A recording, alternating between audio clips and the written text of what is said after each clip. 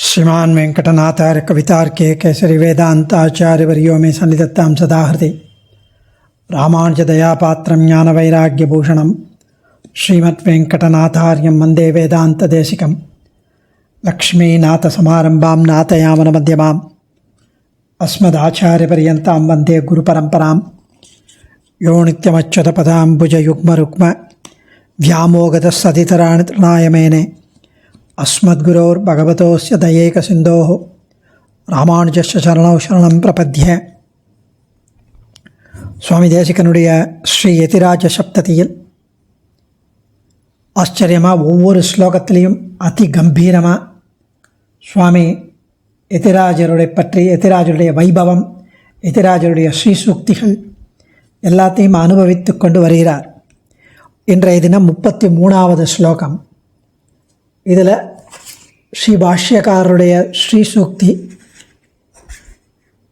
அது ரத்தனங்கள் நிறைந்த பார்க்கடல் போன்றவை அவருடைய ஸ்ரீசூக்தி என்கிறார். ஸ்ரீ பாஷ்யக்காரருடைய ஸ்ரீசூக்திகளின் சிறப்பு, ஸ்ரீ பாஷ்யக்காரரின் உபதேசத்தின் சிறப்பு, அதை இந்த ஸ்லோகத்தில் அனுபவிக்கிறார் சுவாமி தேசிகன். இப்போ ஸ்லோகத்தை சேவிச்சுட்டு அதுக்கப்புறம் பத உரையும் தெளிவுரையும் அஸ்மதாச்சாரியனுடைய ஆச்சரியமான வியாக்கியானமும் அனுபவிப்போம். லக்ஷ்யம் புத்தே ரசிக ரசனா லாஸ்ய லீலா நிதானம் சுத்தாஸ்வாதம் கிமபி ஜகதி ஸ்ரோத்ர திவ்யௌஷதம் நஹ லக்ஷ்யாலக்ஷ்யை சிதஜலதிவத் பாதி தாத்பர்யரத்னைः லக்ஷ்மீகாந்தஸ்பட்டிகமுகுரோ லக்ஷ்மணார்யோபதேசः லக்ஷ்யம் புத்தே ரசிகரசனா லாஸ்யலீலாநிதானம் சுத்தாஸ்வாதம் கிமபி ஜகதி ஸ்ரோத்ரதிவ்யௌஷதம் நஹ லக்ஷ்யாலக்ஷ்யை சிதஜலதிவத் பாதி தாத்பர்யரத்னைः லக்ஷ்மீகாந்தஸ்பட்டிகமுகுரோ லக்ஷ்மணார்யோபதேசः. இதில் சுவாமியின் ஸ்ரீசுக்தி ஒரு பார்க்கடல் போன்றது என்கிறார். அந்த பார்க்கடலில் ரத்தனங்கள் இருக்கு. அந்த சுவாமியினுடைய ஸ்ரீசுக்தியில் கருத்துக்கள் எல்லாம் ரத்தனங்கள் போன்றவை. ஒரு பொருளில் முதலில் புத்தி இழிவது, புத்தி செலுத்துவது அதன் மேன்மையை அடிப்படையாக கொண்டிருக்கும். ஒரு பொருள் மேன்மையாக இருந்தால் அதில் புத்தி செலுத்தும், புத்தி போகும். ஸ்ரீ பாஷ்யம், கீதா பாஷ்யம், வேதார்த்த சங்கிரகம், வேதாந்த தீபம், வேதாந்த சாரம், கத்தியத்ரயம், நித்திய கிரந்தம், இந்த 9 கிரந்தங்கள் ஸ்ரீ பாஷ்யக்காருடைய ஸ்ரீசுக்திகள். அவைகள் குணங்கள் மிக்கவையாதலால் புத்தி அவைகளில் செலுத்தப்படுகிறது, இழிகிறது. புத்தி அதில் போகிறது, ஏன்னா அதில் குணங்கள் மிக்கவை. பாசுபதம் முதலிய நூல்களில் புத்தி இழியாது. இவருடைய ஸ்ரீசுக்திகளில் புத்தி இழிவதால், புத்தி செலுத்தப்படுவதால் அவற்றை படிக்க படிக்க நமக்கு இனிமை வருகிறது, நாக்கு துடிக்கிறது. இதை அனுபவிக்க அனுபவிக்க தூய்மையான போக்கியம் கிடைக்கிறது, இனிமை தோன்றுகிறது. சுவாமியின் கத்தியங்களையோ ஸ்ரீபாஷ்யங்களையோ ஒருத்தர் அனுசந்திக்க அதை கேட்டாலே காதுக்கு ஆனந்தமாக இருக்கிறது. சம்சாரமாம் வியாதியை போக்க வல்ல மருந்தாயும் உள்ளது, போக்கியமாகவும் உள்ளது, இனிமையாகவும் உள்ளது, மருந்தாயும் உள்ளது. நம் சம்சார தாபத்தை, நோயை போக்குவதற்கு ரத்தனத்தை கண்ணால் பார்த்த போதே இது ரத்தனம் என்று புலப்பட்டாலும் அதன் மேன்மை, அதன் தன்மை, அதன் வகை, அது என்ன டைப்பு, அதெல்லாம் புலனாவதில்லை. அதை சோதிக்க சோதிக்க வெளிப்படுகிறது. அதுபோல தான் ஸ்ரீ பாஷ்யக்காரருடைய ஸ்ரீபாஷ்யம் போன்ற கிரந்தங்கள் பரிச்சயம் பண்ண பண்ண பண்ண அபூர்வமான பல பல கருத்துக்கள் ஸ்புரிக்கிறது, விளங்குகிறது. பரிச்சயம் பண்ணாதவருக்கு இது விளங்குவதில்லை. கண்ணாடி ஒரு பொருளை தெளிவாக காட்ட வல்லது. அதுபோல ஸ்ரீ லக்ஷ்மிபதி, ஸ்ரீயப்பதி அவருடைய குணகணங்கள், ஸ்வரூபம், ஸ்வபாவம் முதலியவற்றை மிக தெளிவாக விளக்கும் திறன் பெற்றவை ஸ்ரீ பாஷ்யக்காரனின் ஸ்ரீசுக்திகள் என்கிறார் சுவாமி. இவ்வளவு அழகான ஒரு ஸ்லோகம். லக்ஷ்யம் புத்தே ரசிகரசனா லாஸ்ய லீலா நிதானம். புத்தே புத்திக்கு, லக்ஷ்யம் இலக்காயும், புத்திக்கு இலக்காயும், ரசிக ரசம் அறிந்தவர்களின், ரசனா நாவினது, லாஸ்ய லீலா ஆடும் லீலைக்கு, நிதானம் முதற்காரணமாயும், புத்திக்கு இலக்காயும் ரசம் அறிந்தவர்களின் நாவினது ஆடும் லீலைக்கு முதற்காரணமாயும், சுத்த ஆஸ்வாதம் தூய்மையான சுவையை உடையதும், அது இல்லாமல் ஆகத்தி ஜகதி உலகில், நகா நமக்கு, கிமப்பி அற்புதமானது. புத்திக்கு இலக்கானது, ரசம் அறிந்தவர்களின் நாவுக்கு ஆடும் லீலைக்கு, அந்த நாவில் ஆடும் லீலைக்கு முதற்காரணமாயிருப்பது, தூய்மையான சுவையை உடையது, உலகத்தில் நமக்கு அற்புதமானது. ஸ்ரோத்ர திவ்யௌஷதம், ஸ்ரோத்ர காதுக்கு அற்புதமானது, திவ்யௌஷதம் உயர்ந்த மருந்தாகவும் இருக்கிறது சம்சார சாகரத்திற்கு, சம்சார நோய்க்கு. லக்ஷ்மீகாந்த ஸ்பட்டிக முகுர லக்ஷ்மணோர்யோ உபதேசா. லக்ஷ்மீகாந்த ஸ்ரீயப்பதிக்கு, ஸ்பட்டிக முகுரஹா அதாவது ஸ்பட்டிக கண்ணாடி போன்றதுமான, ஸ்ரீயப்பதிக்கு ஸ்பட்டிக கண்ணாடி போன்றது. அந்த ஸ்ரீயப்பதியோடைய குணங்கள், அவருடைய வைபவம், அவருடைய ஸ்வரூபம் எல்லாமே கண்ணாடி போல காட்டி தருவது நமக்கு பாஷ்யக்காருடைய ஸ்ரீசூக்திகள். லக்ஷ்மணோரியோபதேசகா ஸ்ரீ ராமானுஜரின் உபதேசம், அதாவது ஸ்ரீசூக்திகள். லக்ஷ்ய புலப்படுபவது, அலக்ஷியகா புலப்படாதவது. லக்ஷ்யன புலப்படுபவை, அலக்ஷியன புலப்படாதவை. தாத்பரிய ரத்னை கருத்துகளாகிய, அப்படிப்பட்ட கருத்துகளாகிய ரத்தனங்கள். பாதி விளங்குகிறது, சித ஜலதிவத் பார்க்கடல் போன்று. சித ஜலதிவத் பார்க்கடல் போன்று நிறைய கருத்துக்கள் ரத்னங்களாக பொதிந்து கிடக்கிறது இந்த ஸ்ரீ பாஷ்யகார ஸ்ரீசூக்தி. பார்க்கடலில் எப்படி ரத்னங்கள் பொதிந்திருக்கிறதோ அதுபோல சுவாமியின் ஸ்ரீசூக்தி. ஸ்ரீ பாஷ்யகாரர் உலகின் நன்மைக்காக செய்யும் உபதேசமே இந்த கிரந்தங்கள், ஸ்ரீபாஷ்யம் முதலிய ஸ்ரீசூக்திகள். அந்த உபதேசமே இப்படி வலிவு கொண்டது. அந்த உபதேசமே இப்படி நமக்கு கிரந்தங்களாக வந்து சேர்ந்தது. பிராட்டியும் எம்பெருமானும் ஆகிய திவ்ய தம்பதிகளின் ஸ்வரூபம், திருமேனி, ஸ்வபாவம், கல்யாண குணங்கள் முதலியவற்றை இவருடைய ஸ்ரீசூக்தி நமக்கு நன்றாக காட்டுவதால் அவர்களின் சாயல் படிந்த ஒரு ஸ்பட்டிக கண்ணாடி போல விளங்குகிறது. இந்த ஸ்ரீசூக்தியாகிய மருந்தை எடுக்கும் போதே நம் புத்தி அதை இலக்காக கொண்டு, ஒரு டார்கெட்டாக கொண்டு எளிதில் அந்த புத்தி அங்கு செல்கிறது. மேலும் இந்த ஸ்ரீசூக்தியாகிய மருந்து சுவையறிந்து, போக்கியமறிந்து, இனித்து அனுபவிப்பவர்களின் நாவை துள்ளி விளையாடும்படி செய்கிறது. இந்த மருந்தை அனுபவிக்க தூய்மையான இனிமை தோன்றுகிறது. அன்னிக்கும் அமுதூரும் என் நாவுக்கேன் சொல்கிற மாதிரி. மேலும் ஆச்சாரியர்களோ மற்ற பாகவதர்களோ ஸ்ரீ பாஷ்யகாரின் ஸ்ரீசூக்தியை சேவிக்கும் போது, அனுசந்திக்கும் போது அதை கேட்க கேட்க நம் செவிகளுக்கு மிக்க இனிமை பயக்கிறது. ஒரு அற்புத மருந்தாய் நின்ற சம்சார பந்தம் என்னும் நோயை தணிக்க பேருதவி புரிகிறது. மேலும் இந்த ஸ்ரீசூக்தி திருப்பார்க்கடல் போன்றது. கடலில் ரத்தனங்கள் மிகுதியாயிருக்கும். ஆனால் சில ரத்தனங்கள் வெளிப்பார்வைக்கு புலப்பட்டு எடுப்பதற்கு எளியனவாயிருக்கும். சிலது ஆழத்தில் புகுந்து குதித்து எளிதில் வெளியில் புலப்படாது, எடுக்க முடியாதவாயிருக்கும். அதை கஷ்டப்பட்டு உள்ளே போய் எடுத்துன்னு வந்தால் முத்துக்கள் கிடைக்கும், ரத்தனங்கள் கிடைக்கும். அவ்வாறே ஸ்ரீ பாஷ்யகாரனின் ஸ்ரீசூக்தி தூய்மையான பார்க்கடல். அதன் உட்கருத்துக்களே ரத்தனங்கள். சில கருத்துக்கள் எளிதில் புலப்படும். சூக்ஷ்மங்களான சில கருத்துக்கள் அறிஞர்களுக்கு எளிதில் புலப்படாதன, அறிஞர்களுக்கு கூட எளிதில் புலப்படாது. ஆச்சாரிய முகேன அதெல்லாம் கற்றுக்கொள்ள வேண்டும். இத்தகைய சிறப்புகளுடன் இந்த ஸ்ரீசூக்தி உயர்ந்து நிற்கிறதுங்கிறார், அனுபவிக்கிறார் சுவாமி தேசிகன். அஸ்மத் ஆச்சாரியன் ரொம்ப அழகாக இதை விவரிக்கிறார். தெள்ளு தமிழில், தெளிய தமிழில், ரொம்ப எளிமையாக அடியேனுக்கும் புரிகிற மாதிரி சுவாமி பரம வாத்சல்யத்துடன் இதை அனுபவிக்கிறார். லக்ஷ்யம் புத்தே ரசிக ரசனா லாஸ்ய லீலா நிதானம் அப்படின்னு, லக்ஷ்யம் புத்தே ரசிக ரசனா லாஸ்ய லீலா நிதானம் சுத்தாஸ்வாதம் கிமபி ஜகதி ஸ்ரோத்ர திவ்யௌஷதம் நக லக்ஷ்யா லக்ஷ்யை சித ஜலதிவத் பாதி தாத்பரிய ரத்னைஹி லக்ஷ்மீகாந்த ஸ்பட்டிகமுகுரோ லக்ஷ்மணாரியோபதேசக. ஸ்ரீபாஷ்யம் போன்ற கிரந்தங்களை இயற்றிய பகவத் ராமானுஜர் விஸ்வக்சேனரின் அவதாரம் என்று போன ஸ்லோகத்தில் சொன்னார்.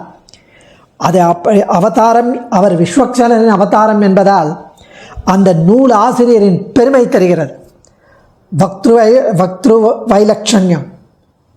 அப்புறம் அதை புத்தகத்தை எழுதியவருடைய அதான் வக்திரு. அது இல்லாமல் அந்த புத்தகத்தின் வைலட்சண்யம், அதாவது அவர் நூலுக்கும் அவரை போலவே பெருமை உண்டு.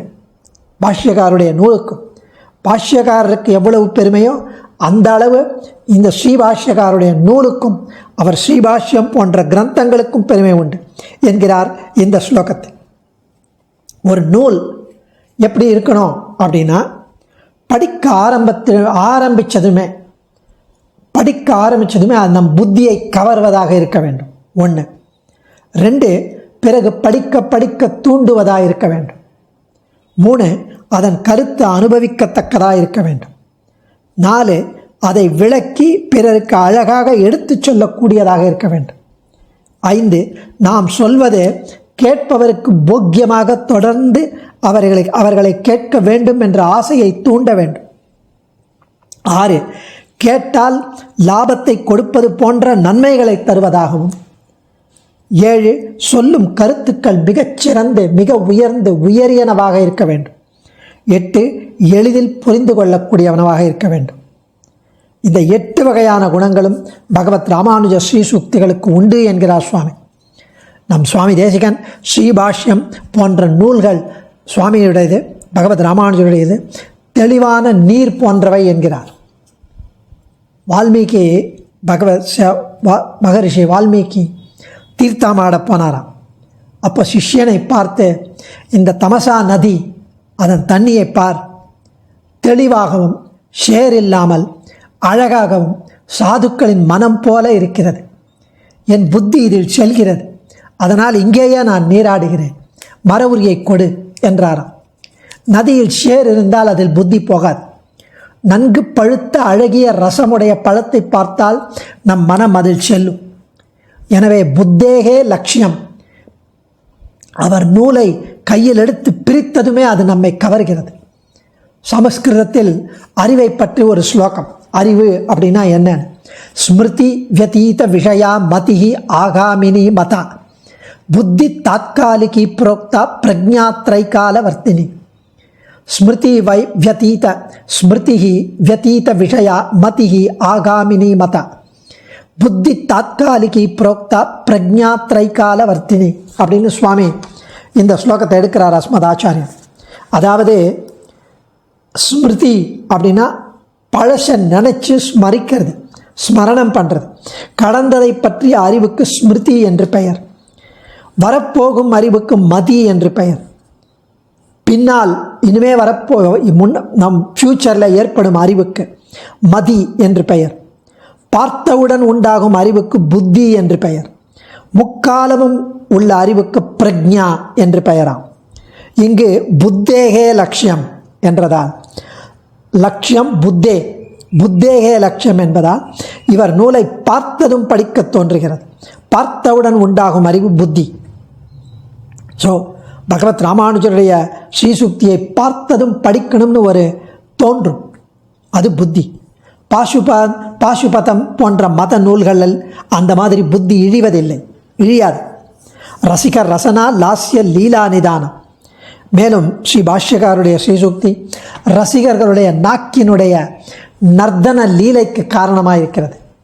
ரசிகர்களின் நாக்கில் நடனமாடும் லீலைக்கு காரணமாக இருக்கிறது பாஷ்யக்காருடைய ஸ்ரீசுக்திகள்.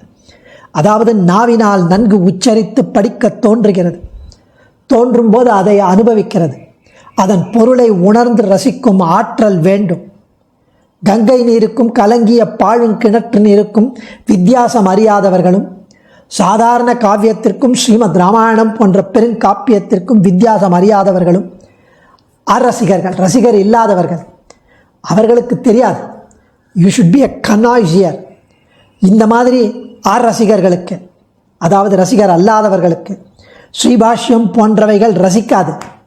அப்படியே அவர்களுக்கு அது ரசிக்காமல் போனால் ஒன்றும் குறையில்லை. தாகம் உடையவனுக்கு தெளிந்த ஊற்று நீரை பார்த்ததும் அதை பருக நாக்கு நர்த்தனமாடுகிறது, துடிக்கிறது. அதுபோல சாஸ்திர ரசம் அறிந்தவனுக்கு, மத கருத்துக்களை அறிய ஆவல் உள்ளவனுக்கு யதிபதியின் நூல்களை படிக்க படிக்க நாக்கு துடிக்கும், இன்புறும். சுத்தாஸ்வாதம் என்கிறார். ஜுரத்தை போக்க மிளகு கஷாயத்தை பருகினால் அது ஆனந்தத்தை தராது. வெயினால் தவித்து தாகமுற்றவனுக்கு குளிர்ந்த நீர் பருக பருக ஆனந்தம் ஏற்படும். அதுபோல ஸ்ரீ பாஷ்யக்காரரின் ஸ்ரீசுக்திகள் படிக்க படிக்க ஆனந்தமாயிருக்கும். நம் ஆச்சாரியர்கள் தாங்கள் படித்து ஆனந்த பூர்ணர்களாய் பரிபூர்ணர்களாய் ஆய் தாங்களும் அதை அனுபவித்தபடியே சிஷ்யர்களுக்கும் உபதேசிப்பார்கள். அப்படி உபதேசிக்கும் போது அந்த பிரவச்சனம், அவர்கள் ஸ்ரீபாஷ்யத்தை சேவித்து அந்த பக்திகளை சேவிக்கும் போது நமது காதுகளுக்கு கேட்க கேட்க பரமானந்தத்தை அளிப்பதோடு பாபங்களை போக்கும் விலட்சணமான மருந்தாகவும் இருக்கும். உலகில் வாயால் சாப்பிடும் மருந்துதான் வியாதியை போக்கும். ஆனால் ராமானுஜ ஸ்ரீசுக்தியோ ஔஷதமாக காதால் கேட்டாலேயே சம்சாரமாகிற வியாதியை போக்கும். கேட்கும் போதும் சுகமாக இருக்கும். வேத விருத்தமான மதங்களை கேட்டால் பாபங்கள் தான் விளைவிக்கும். சரி, திருப்பார்க்கடலில் ரத்தனங்கள் இழைத்த மண்டபத்தில் தங்கமயமான பெரிய சிம்மாசனத்தில் திவ்ய தம்பதிகள் எழுந்தருளியிருக்கிறார்கள். இவர்கள் தங்கள் முகத்தின் அழகையும் அணிகலன்களின் சேர்த்தி அழகையும் பார்க்க விரும்பினால் கண்ணாடியை தேட வேண்டாம். திருப்பார்க்கடலே தெளிவாய் ஸ்படிக கண்ணாடி போல அவர்களுடைய அழகை காட்டும். அவர்கள் தங்கள் கல்யாண குணங்களை அறிய விரும்பினால் ஸ்ரீபாஷ்யம் போன்ற உடையவரின் நூல்களை பார்த்தால் போரும். ஒவ்வொரு குணத்தையும் தெளிவாக காட்டும். சுவாமி தேசிகன் அதிகரண சாராவளியில் ஒவ்வொரு ஸ்லோகத்திலையும் ஆச்சரியமாக பகவானுடைய எம்பெருமானுடைய கல்யாண குணங்களை தெரிவிக்கிறார். ஸ்ரீபாஷ்யத்தின் மூலம் வேறு நூல்கள் இப்படி தெளிவான குணங்களை காட்ட மாட்டாது. வேதமோ நிர்குண ஸ்ருதிகள்லாம் இருப்பதால் அது தெளிவாகவே காட்ட மாட்டாது. ஸ்ரீபாஷ்யத்தின் முதல் ஸ்லோகமே அகில புவன ஜன்ம ஸ்தேம பங்காதிலீலே வினத விவித பூத விராத ரக்ஷைக தீட்சை ஸ்ருதி சிரசி விதீப்தே பிரம்மணி ஸ்ரீனிவாசே பவது மம பரஸ்மின் சேமுஷி பக்தி ரூபா. இந்த முதல் ஸ்லோகமே எம்பெருமான் ஸ்ரீயப்பதி லக்ஷ்மிபதி, இவனே பரதேவத்தை. பிரம்ம சப்தம் இவனையே கூறும். இவனே ஜகத்காரணம். எல்லா பலனையும் அளிப்பவன் இவனே. முமுட்சுக்களால் உபாசிக்கப்படுபவன் இவனே. எல்லா உபனிஷத்துக்களும் இவனையே பேசும் ஆகிய பல தத்துவங்களை நமக்கு தெரிவிக்கிறது அந்த ஒரு ஸ்லோகம். நூல் முழுவதையும் ஆராய்ந்தால் அறிய வேண்டியவை எதுவுமே மீதம் இருக்காது, எல்லாம் தெரிந்துவிடும். ஸ்ரீ பாஷ்யக்காருடைய ஸ்ரீசுக்தி அப்படி. எனவே இவர் ஸ்ரீசுக்தியானது மிக தெளிந்த கடல் போன்றது. தெளிவான அலையற்ற கடலில் அதன் அடியில் உள்ள இரத்தனங்கள், முத்துக்கள், சங்குகள் முதலிய விலை மதிக்க ஒண்ணாத பொருள்கள் எல்லாம் நன்கு காணப்படும். அதன் அடியில் சில தெளிவாக காணப்படாமலும் எப்படி இருக்குமோ அதே போல ஸ்ரீபாஷ்யமும். இதை படிக்கும்போது சில பொருள்கள் அறிய முடியும். அடிக்கடி ஊன்றி படிக்க படிக்க ஆச்சாரியன் கிட்டேருந்து கேட்க கேட்க அறிஞர்களுக்கு ரத்தனங்கள் போன்ற சில உண்மைகள் புலப்படும்.